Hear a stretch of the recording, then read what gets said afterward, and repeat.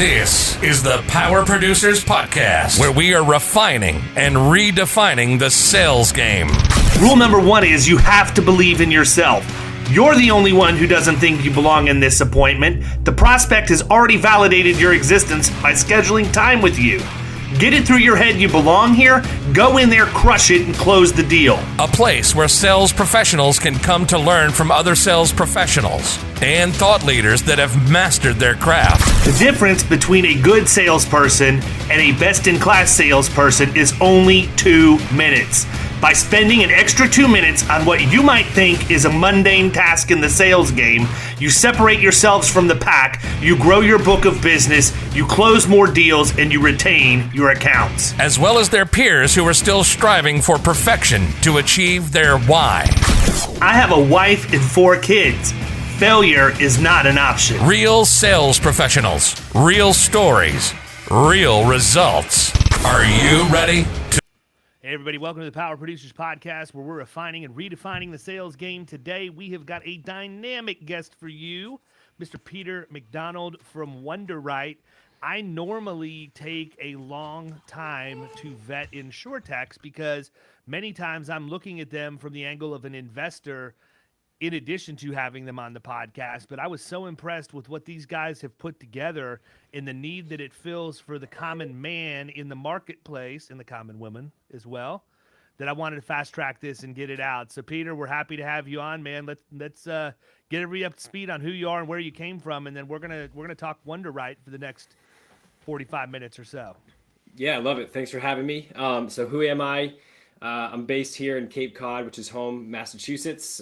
Grew up, actually, my dad had an independent insurance agency, so I, kind of grew up working there as a kid from time to time. Bought a one-way ticket to Europe after university, traveled for 6 months out of a backpack, and guess what? Came home and worked at my family insurance agency. I was 24 as a millennial trying to get people to fire their 60-year-old golfing buddy to hire me. And so very quickly had to, learn the ropes of insurance. Through kind of the school of hard knocks, but also through some designation programs. So earned some designations, CIC, CPCU, CRM, sold personal, commercial, life and health, and ended up selling some of the biggest deals we had done at our insurance agency. So that's kind of a quick background on me. I think how I got to where I am now is when I was in high school, was hacking video games like Halo. My brother and I had hacked this, had created a website called modhalo.net. You're now Kyle's best friend, by the way. No, you are my enemy if you're a hacker. Well, just to be clear, we were really, really good at Halo. And so what happens when you play too much video games and like it almost like you're looking for more out of the platform. And so we were hacking it to improve it, to make stationary turrets when they didn't exist, in Halo 1. And so, we were modifying the maps. The website was modhalo.net. Focus was not cheating. It was on enhancing gameplay. Was hacking AOL Instant Messenger to, again, enhance functionality.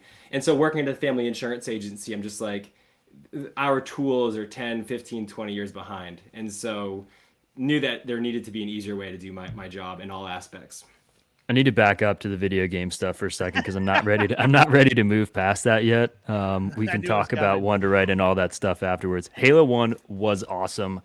We used to do like system link parties where we would go, and I mean you're obviously familiar, but for listeners 100%. That don't, I mean it was like the old days where you would have to stick the Ethernet cord in the back, and then you basically link the two systems together, and you could play 4-on-4, or you could do whatever 8-on-8, like and be in different rooms but playing in the same game.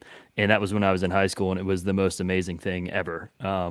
We stopped playing Halo like around Halo 3.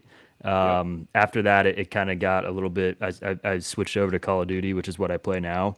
But like the amount of freaking hackers, and not like good hackers, like hackers that are cheating in the game, is like almost unbearable. Like I rage every night because I run into them and they're like shooting me through walls that like they've got wall hacks and aim bots and all this. It's so frustrating, but that's hilarious. Yeah, no, I haven't caught up on it like you. I think either, the games became less interesting after Halo 3 or I got older. Actually, I stopped playing at some point because I was kind of dreaming in 32-bit color and realized this isn't healthy anymore. I did watch a YouTube video for a second because I've noticed something that I hope people who are watching on YouTube will pick up on. But I feel like if Kyle shaved his head and his beard, that he would be Peter MacDonald's twin. I'm just throwing that out there. Potentially, that it's a pretty killer beard. I would grow that if I could, but you know. Thanks. So yeah, played a lot of video games. I think watched some videos recently. It's gotten to a new level with AI where they can like recognize people, and it's kind of bonkers. I think the fun behind it from the software engineering side is the same tool set that you apply to video games is like, hey, could you apply that to like a PDF to make my life a little bit easier? If you can shoot people through walls in Call of Duty and have like AI to make like a head tracker, a headshot tracker, like, couldn't you fill in a PDF form for me and make my job a little bit easier? Where we're actually talking about lots and lots of revenue opportunity. And so that's kind of where that background transition to like, there has to be an easier way to do my job as a millennial insurance agent. Cool. So talk a little bit about the idea behind Wunderite. I mean, you just set the table for it, obviously, but, you know, explaining what software does, I'm sure you're going to do a much more eloquent job of it than I possibly could. I mean, it's difficult to articulate over the phone. I mean, or over audio. So take a stab at it. Tell people what it is. What's the need that your product actually meets? Because I've had the pleasure of doing, albeit a very fast and accelerated demo, enough to realize that it's a game changer. Yeah, so I think what is Wunderwrite at the high level? It's like it's the best experience to complete any insurance application, an accord, a supplemental, a questionnaire, a survey. Additionally, you can collaborate to complete vehicle schedules, driver schedules, property schedules, things that traditionally have been sent back and forth in an email with an Excel attached. It's like all of this should happen in one, workflow where everything kind of makes sense while we're pulling in third-party data and information to reduce the amount of questions you have to ask. It's surprising, but like an Accord 125 has 550 fields on it. It's like 550 questions for 125 that we're supposed to fill in for every single customer. I mean, it's just, it's crazy. So how can we streamline that process, reduce the amount of questions you have to ask, and make the experience both for agents and for their customers a lot easier and faster? I am willing to bet Kyle is probably the only person I know that's filled in all 550 fields on an Accord 125. Dude, and I've been filling out a ton of them lately, and it's driving me nuts. It's almost on autopilot, which is even more sad because I've filled out so many in the past like 2 to 3 weeks that it's just getting ridiculous. That's awesome. It means you're selling deals, man. That's fantastic. It is, but just the act of actually filling out accords and specifically the 125 is just it's so unnecessary in my opinion. But what do I know? How are you doing it today? What tools are you using to fill these out and get them across the finish line? My fingers and my keyboard. Yeah. I mean, that was my experience, 10 years ago. And I think that what's funny is when Dylan has his presentation, he pulled up a life insurance application from World War II. And it literally looks like it was filled out last week, Fantastic. Except the handwriting back then was like way better. So you can actually read the application. But if you think about it, our tools in the insurance industry have literally hardly changed since World War II. And that's crazy. If you look at any other industry, like home construction, if you look at like manufacturing, they've gone through tremendous revolutions. You think about, manufacturing with workflow. You take a piece of metal, you cut it, you drill it, you polish it, you send it to inspection, you package it, and you get it out the door. That's like workflow. And that workflow has changed tremendously since World War II. In the insurance industry, it's hardly changed. We're still filling out forms. We're still doing it by hand. Imagine if you went to a machine shop and the way that they would get a piece from raw material to package out the door was emailing people. If you were emailing the guy who's cutting it, and then you're emailing the guy that's polishing it, and then you're emailing the inspection guy, hey, just CCing you in case you want to know that this thing's like ready for the next step. I think with Wunderwrite, the idea is how can we take and create workflow that didn't really exist before for the insurance space? Take these Accord 125s, make them easier, more intuitive. So tell us how you do that. For the people like me that are filling out 125s and 130s and all these other nonsensical accords, what are you doing specifically to fix that? So the first thing for me was it had to actually be easier. It turns out that people love to make fun of the fax machine. They love to make fun of people doing paperwork with pen and paper. When I was selling insurance, I sold insurance using pen and paper because it was literally the fastest way to get it done. And so whenever we're talking about a replacement, in order for it to actually like have traction, it has to truly be easier. And I think this is one of the things like people love to beat up on agents for using outdated tools. Part of it is, if you try and do an affillable accord or supplemental, it actually takes more time. I found if I was sitting down in front of my customer, it'd take me more time to fill it out than if I could just scribble it out on the form and then send it back to somebody at the office who could make it That's look fair. pretty. Yeah. And so the way that we do this is we had to think about how can we put these forms online in a digitized fashion where we're going to pre-fill as much data as we can and make it work from any device. And so that's kind of the beginning. Put the forms online, digitize them, make them work on any device. The next part too, and this is something that always drove me crazy, I could never figure out if I had an Accord form in an agency management system, I would never know like where to fill in the data appropriately because it was like I could never find the field. With the Wunderwrite, we literally put the PDF and the web form side by side, and you can work on either one of them. You can work on the Accord or the supplemental. You can tab over and work in the web form. You can go back to the PDF. Sometimes we're going through this wave of digitization. Sometimes it's hard to know how the questions kind of go from one side to the other. So we take that process, make it a little bit easier, a little bit more straightforward. So you identified this process this problem and kind of put together a plan to fix it. What's been the biggest surprise for you so far?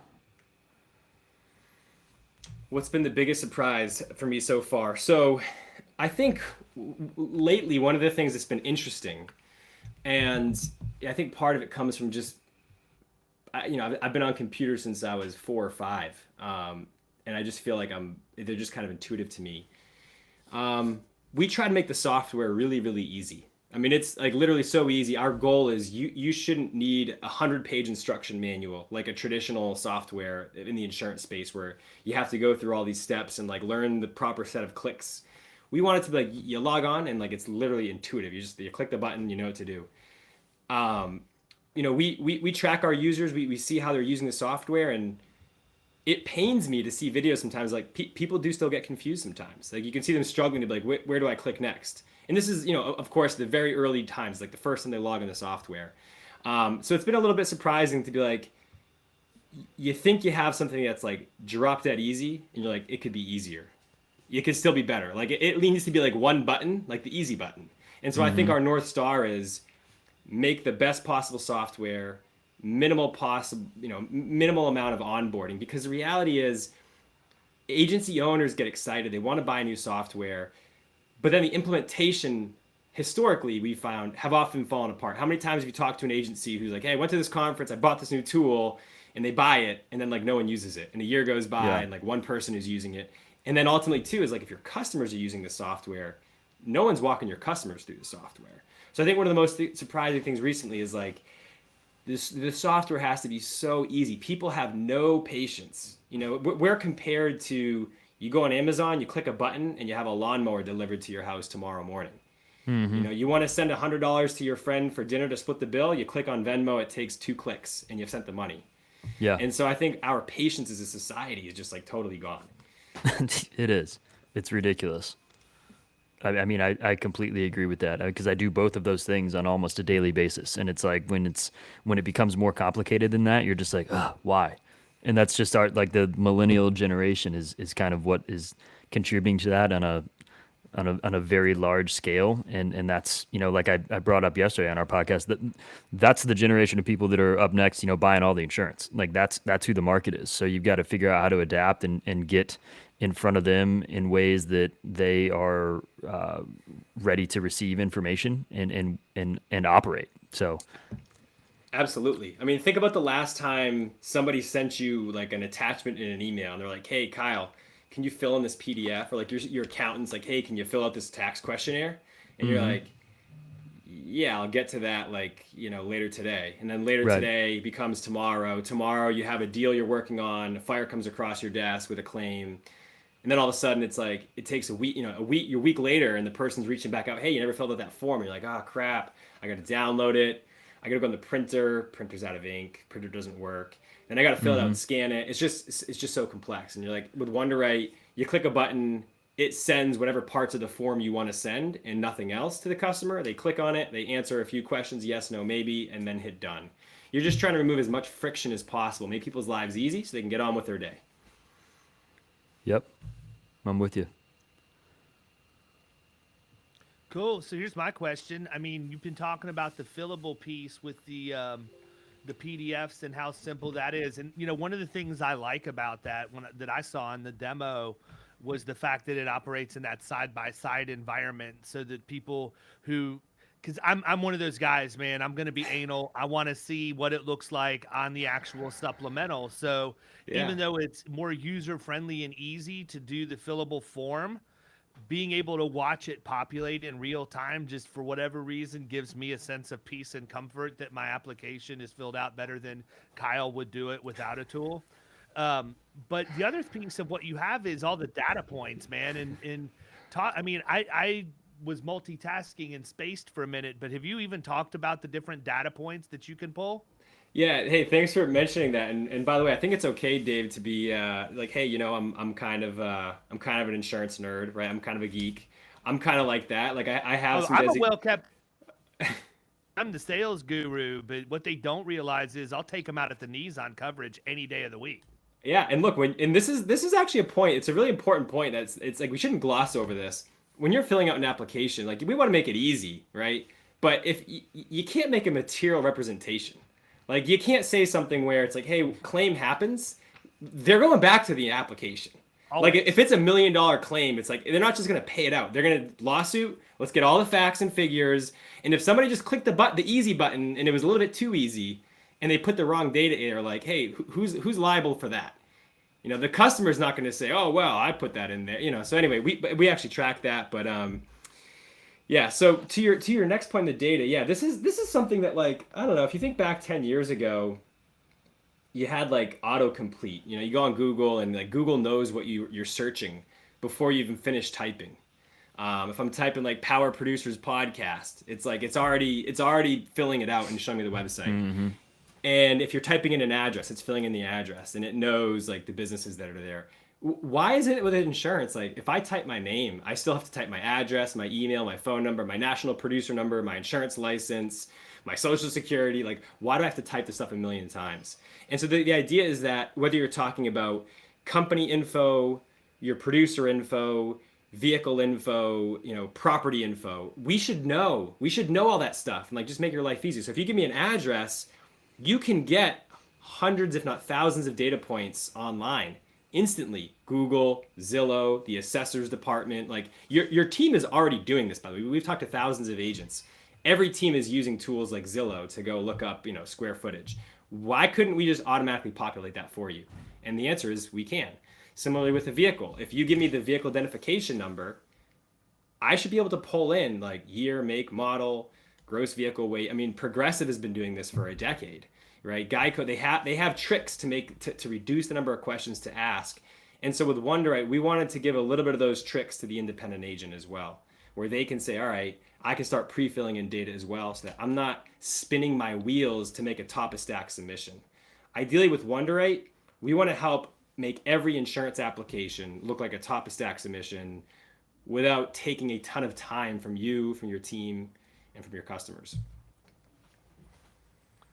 Yeah, and I mean, I think that there are a lot of people out there that are attempting to do what you're doing in the marketplace, but their performance is marginal, in my opinion, based on what I saw, again, with a very quick demo run through, right? So, you know, if I'm in your shoes, one of the things I'm hanging my hat on is the fact that it's not only that we set this up with a UI that's very simple to use, that's completely transparent, you can see everything happening, but we're also going to pre-populate that with as much information as we possibly can, which is a huge amount of efficiency.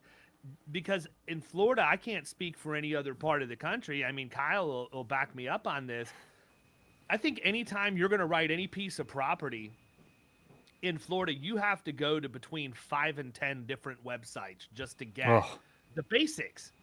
That doesn't even count all the stuff that you can't get that you have to go to your client for. Yeah. So from my opinion, from my perspective, you also look much more professional, or like you're exhibiting some kind of witchcraft to your client, because you're sending them something to complete that is already largely complete. You're just hitting them for those fill in the cracks type of questions to get that thing to where it's a full submission, and basically everything else is just verification. So that's a huge advantage, if nothing else, from an efficiency standpoint.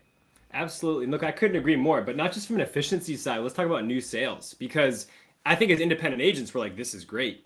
But if you go to like the customer, as an end customer, it's like, hey, the brokers of the world that are out there, like there are new tools, the vouchers of the world. You go online and you click a few buttons and you get instant pricing in front of you. Like it's coming to all aspects of business. And I feel like as an independent agent, I'm like, hey, what about us? Like we're not going anywhere. We have great products. We have the best markets. We have like great knowledge on coverage.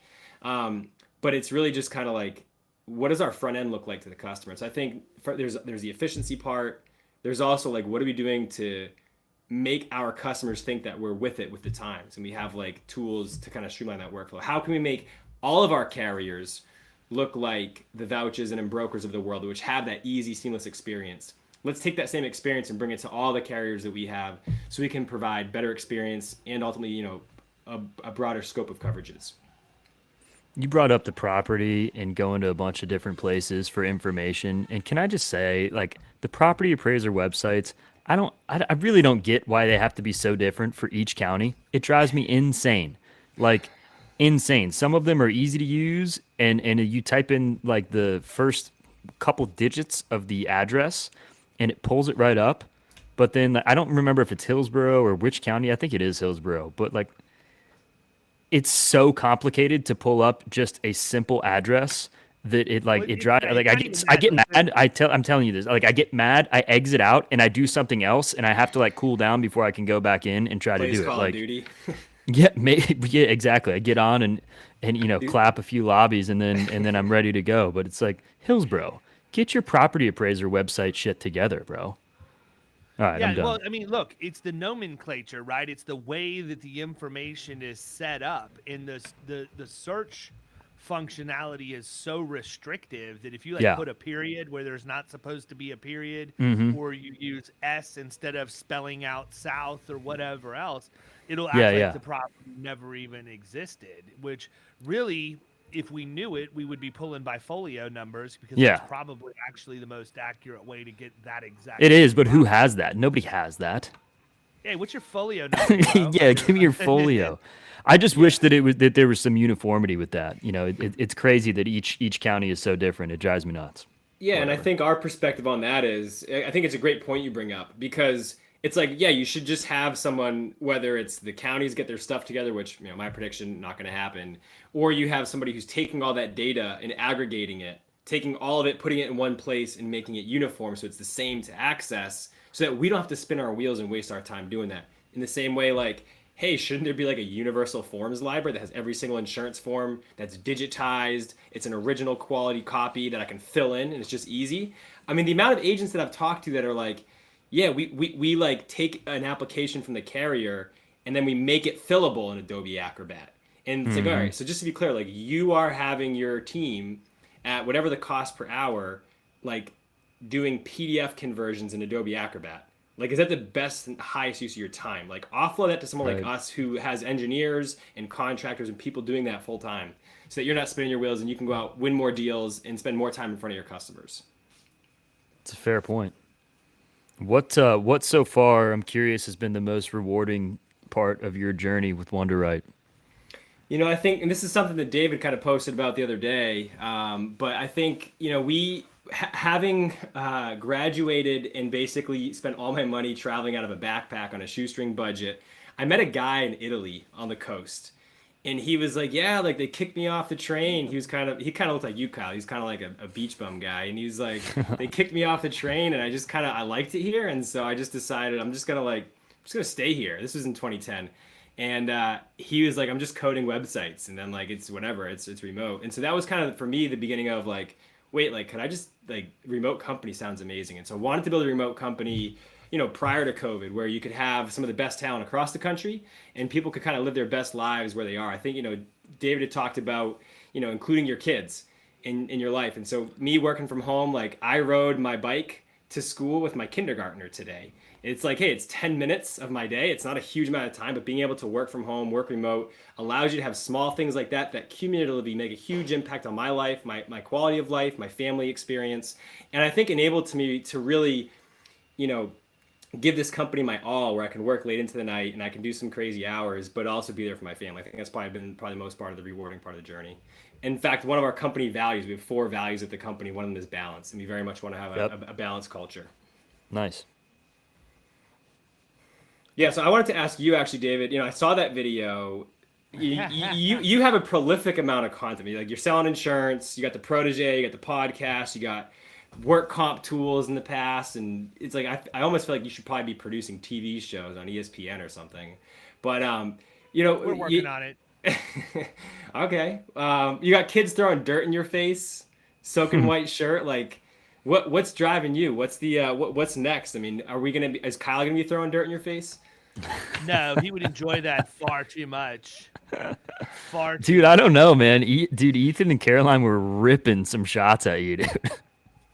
There was, I feel like there was, yeah, there was a little anger behind some of those throws. That's perfectly fine.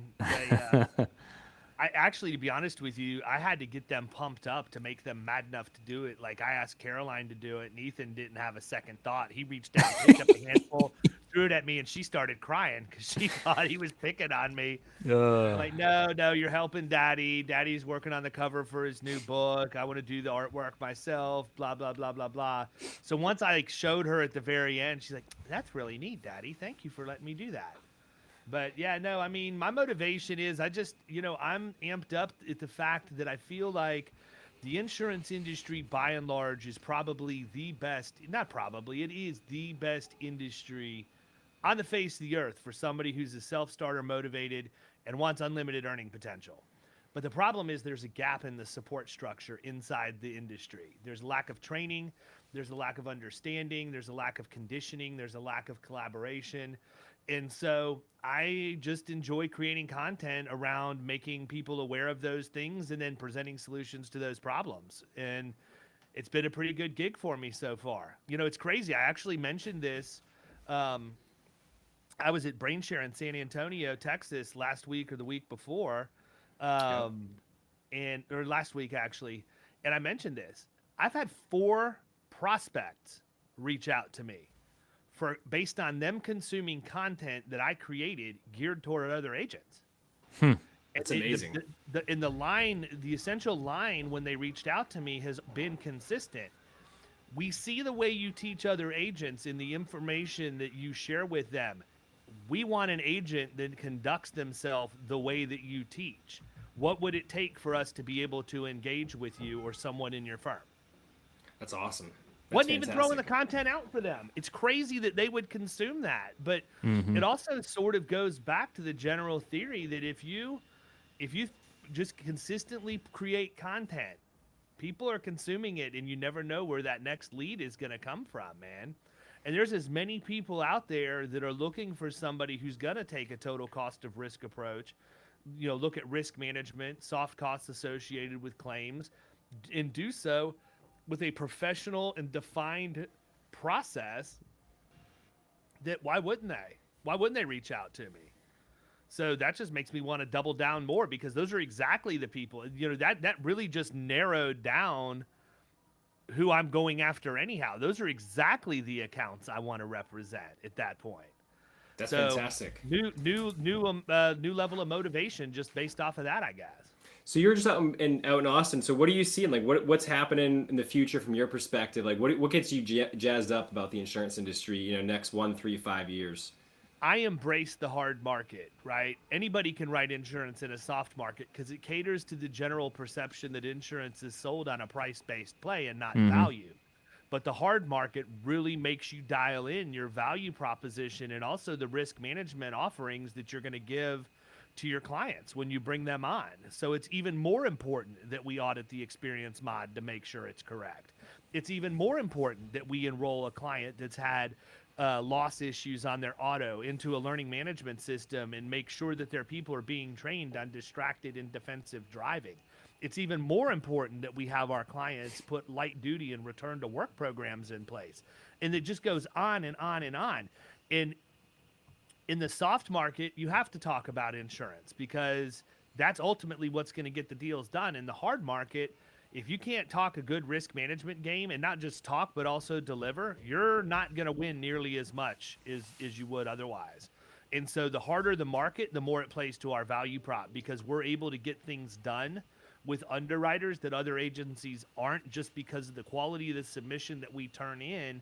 And that's in large part due to the resources that we have available for all of our clients. And we document that and we memorialize it, and then we put it and make it a material part of a submission when we turn it in, so that if that account that has auto issues gets presented to an underwriter whose initial response is, nope, I want them to see it's from FRP. I want them to know Florida Risk turned this in, and they're like, I probably need to dig into this one a little deeper. And then they see the risk management center that we built inside of KPA for our clients. They see that we have their employees enrolled in defensive driving and distracted driving. They see that we formalize driver selection criteria so that my clients know up front when they're interviewing somebody and then they pull their driving record that it fits or it doesn't, and they're not wasting time getting too far down the road only to have the insurance company say, no, these people don't fit.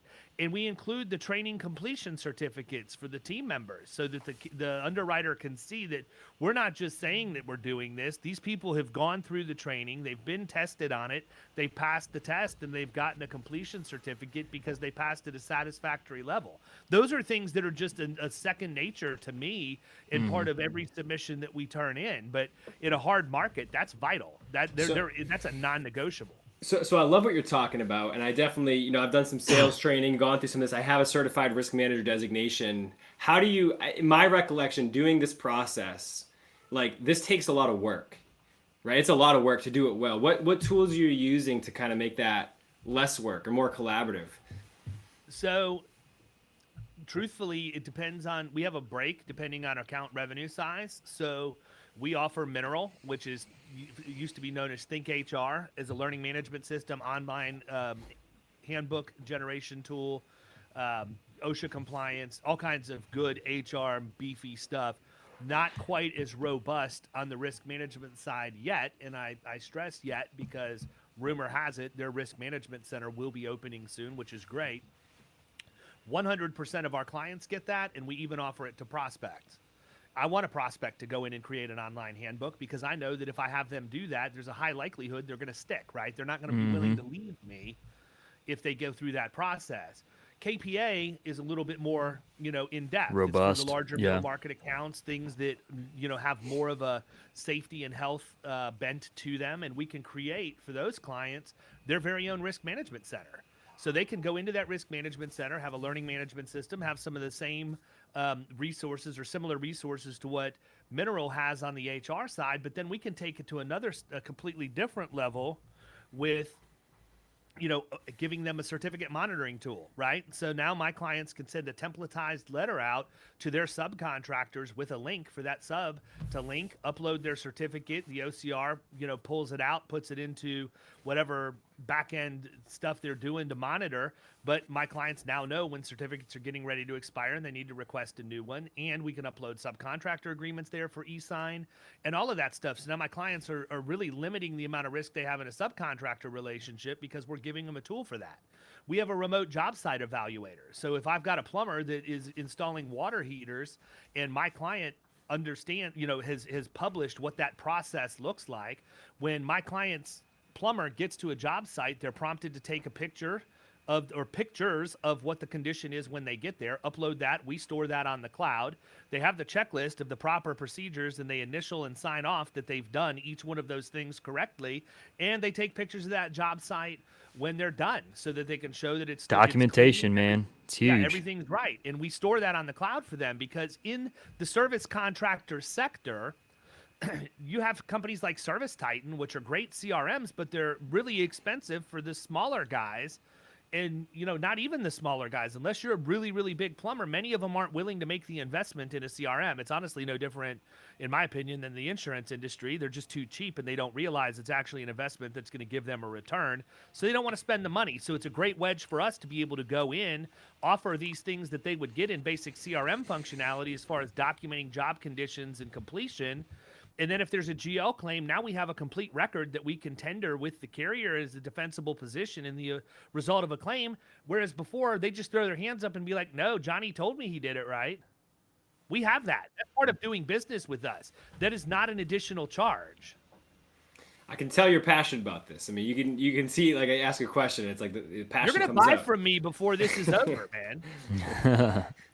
Yeah, I mean, 100%, right? I can see the passion, and I think, yeah, if I'm buying insurance for a business, that's the kind of person I want to work with. Someone who's passionate, someone who's executing at a high level, and someone who's, definitely doing something for us that we feel really good about and feel like it's, helping our company achieve our key objectives.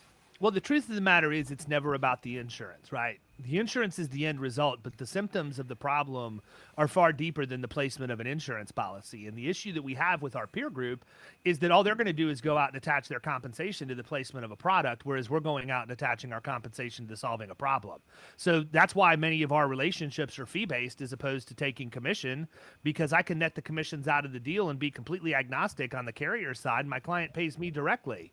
And most people look at that and they don't really understand it. Basically, what I've done is I've set a benchmark, right? Because we're visiting the sick. So if I go visit an account that's $500,000 in premium, my commission on that might be $75,000. But if I set my fee at 60 and then put a gain share provision based on me reducing total cost of risk so I can actually bonus out at 85, I make more money when the client spends less. So everybody wins in that relationship. Whereas if you're taking commission and you've got a dog for a prospect and their mod spirals out of control, the agent makes more money and their client performs poorly. Like, how's that equitable in any relationship at all? And more importantly, because we're visiting the sick and we're improving their risk profile and driving costs down, I've established a floor for my compensation. So if I'm at $60,000 on fee, but now that client's only paying $300,000 a year, they're not going to reduce my compensation because their premium's lower. They're going to actually keep it where it is because we've delivered those results that have saved them hundreds of thousands of dollars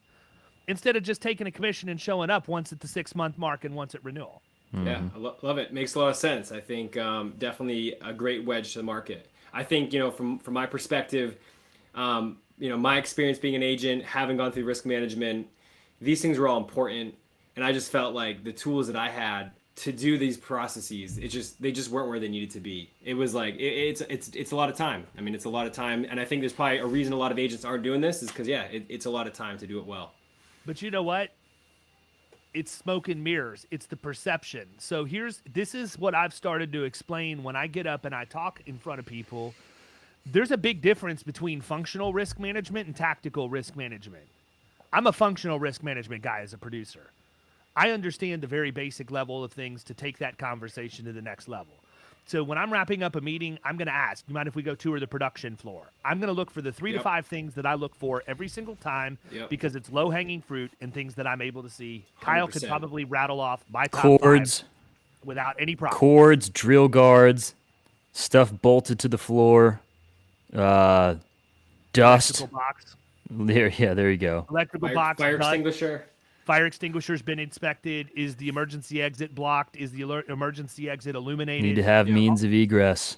I can't tell you the number of times I did this as an agent where I would tour a facility. I would literally just go back to the owner and be like, I went through the checklist you're just describing and be like, these things were all like incorrect. Talk about low hanging fruit. I mean, 100%. But there's no excuse for any producer in the entire country to not be able to do that. If you can't memorize 10 things and look for them every time you go, and here's the differentiator.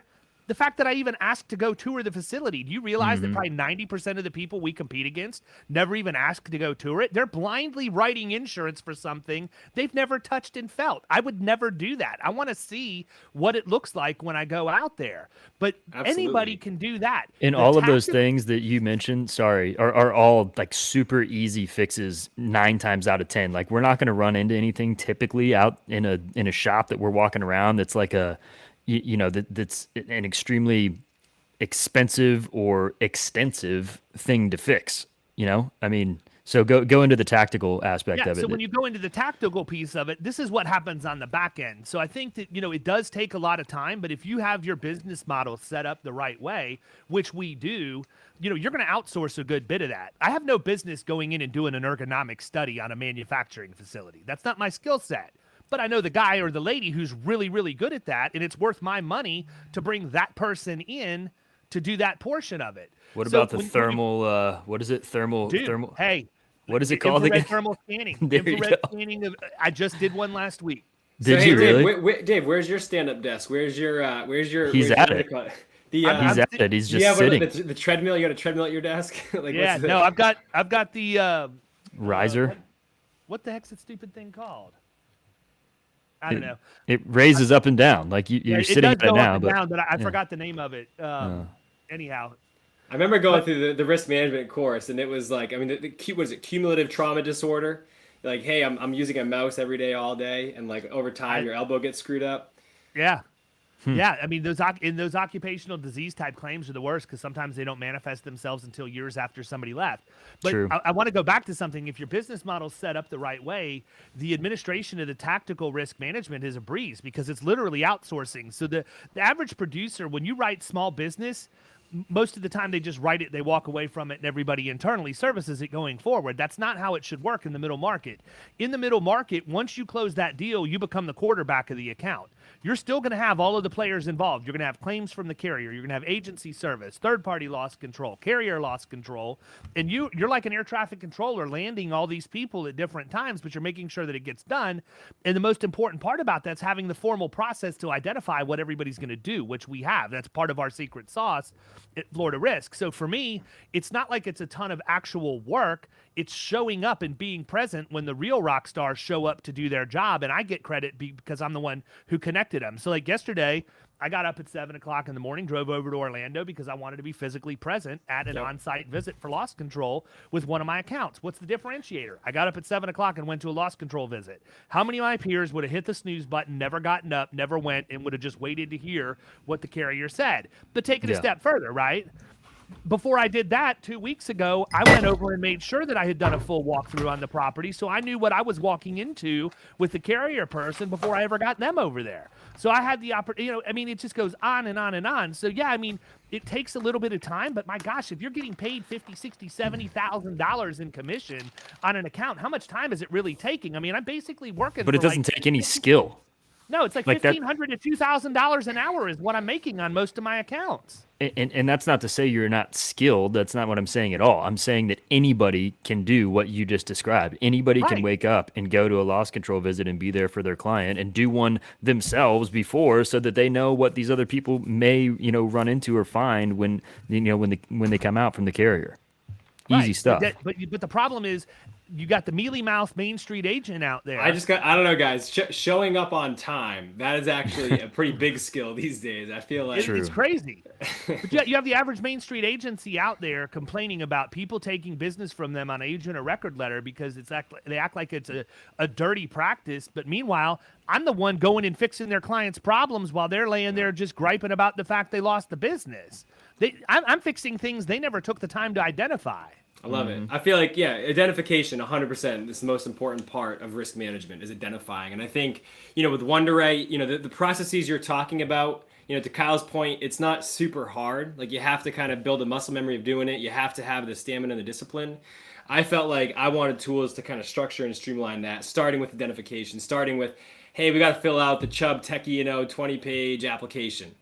Not a fun experience for anybody. It's you could show up on time, but as soon as you open up that app, your customer's eyes are just rolling in the back of their head. And it's like, how can we make the identification part, when we got to fill out these apps, how can we make that easier and less painful? So I love the process you're talking about. I feel like if there's agents out there that are new to the business, they need to listen to this podcast, because this is going to make them money. They're going to win deals listening to this. Follow that advice, and I love the passion. Sweet. What have we missed? What have we missed? I think we've covered it all. We've talked about Wunderite, talked about my background, we talked about video games, talked about Dave's shirt. I don't know where that photo is. I saw it on LinkedIn of like the dirty white T-shirt. I'm looking forward to a fantastic cover shot of you. Did you not see the cover shot? I saw the cover shot. I don't know. Yeah. Social media disappears after like 2 seconds, so I haven't been able to find it again. But I think we've covered it all. We've talked about identification. We talked about this big risk that you're writing in Orlando. You got up at 7 a.m. to drive out there. Love that. Those are my favorite times, by the way, in insurance, was like going out, seeing how business gets done. I think we've covered it all today, David. Sweet. Well, the one thing we haven't covered is how they can get a hold of you. And I mean, listen, people, I'm going to go ahead and warn you right now that if you reach out to Dylan Reed, that guy is going to be a dog on a bone. So just proceed with caution, but in a good way. In a good way. Pleasantly persistent. Listen, if you had the cure for cancer, wouldn't you go out and call everybody and try and get it out there? Look, you know what? Game respects game, dude. I have no problems with Dylan Reed. I'm just telling people, don't stick your toe in the water. If you're just like, oh, I kind of like to see a demo. Don't waste Dylan's time. If you want to see a demo, you're going to get a demo and you're going to get followed up on. This is something I think every single agency should have for a variety of reasons. I feel like your platform is more robust than your competition. And I also feel like your price point is more aggressive than your competition by a long shot. So there's no downside to using your product that I can tell. So tell them how to find you, man. Open the floodgates and let it rain. Listen, you hit the nail on the head. And I think, look, we're just getting started. Our mission is we want to build the best software for independent agencies. I'm extremely loyal to the industry. My dad has his agency. I've been in the business. I've lobbied in DC with a big I 5 years in a row. And I just want to have the best tools out there because I felt like there was an opportunity when I was running an agency. How can you contact us? Check out Wunderite.com, Wunderite. It's a combination of Wonder and Underwrite. And we did buy the phone number 888-Wunderwrite, so that's kind of a cool little thing. So if you're one of those guys that still likes to get your windshield time, you're driving out to Orlando 7 in the morning and you want to make a phone call because you don't have time to just sit around when you're at the desk, feel free to shoot us a call at 888-Wunderwrite, and maybe Dylan will pick it up, and we'll get a conversation going. There you go. Love it. Cool. This has been awesome, Dave. Thanks for chatting, and Kyle, pleasure to meet. And maybe one day I'll see you out there on the Call of Duty servers. There we go. I feel like you also could have lumped in Wunderkind into the name somehow because you certainly are thinking about things from a completely different level. But I try not to use Wunderkind very often after I saw Ryan from The Office use it about himself in third person. So. We use Wunderkind or Wunderwriters about our top users. And we do have people, we have people on Wunderwrite, they're filling out apps. We've seen 15-page applications get completed to 100% by the customer. Like the customer logs in on average within 60 minutes of getting an invite. I mean, this is way faster than you typically are going to see these applications getting completed. And so there's definitely Wunderkinds and Wunderwriters that are out there. Love the word. Cool. Well, listen, I appreciate you taking time out of your day. I know you're busy. Just really thankful that our paths have crossed. Look forward to bringing your product inside of our agency and hopefully helping a bunch of other agents out there that were not familiar with you that will be now. I'm not going to name your competition because that's not how I roll, but they can put 2 and 2 together and figure it out. Yeah. Hope everybody has a great day, and we'll catch you next time. See ya. Love it. You've been listening to the Power Producers Podcast. You can follow Killing Commercial Insurance on Facebook and YouTube. And if you want to take your game to the next level, check out our book, The Extra 2 Minutes, and our website, killingcommercial.com.